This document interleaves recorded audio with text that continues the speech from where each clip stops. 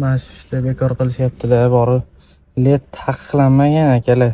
Led qo'yib beramiz-ku. Ko'pchilik chiroqlari yana eshitinglar. LED chiroqlar taqiqlanmaydi. Eshiting, buni yozib oling. LED chiroqlari, o'sha LED faralar to'g'ri o'rnatilishi kerak.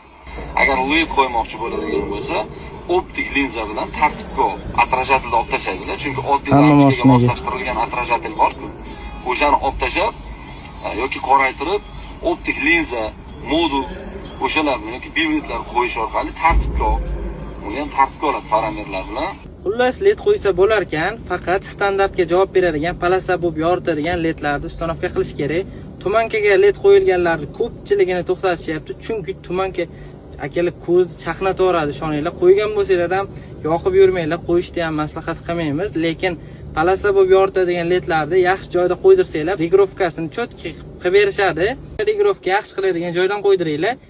Agar o'zimizga olib kelsanglar, o'shanaqa sifatli palasa bo'lib yoritadigan ledlardan olib kelib qo'yganmiz. Chiroyli qilib regrovkalarni qilib qo'yib beramiz. Videoni mashinasi bor tanishligi srochni yuborib qo'yinglar. Bemalol led qo'yib harakatlanansanglar bo'ladi akalar. Videoga bitta like qizartirib qo'yinglar.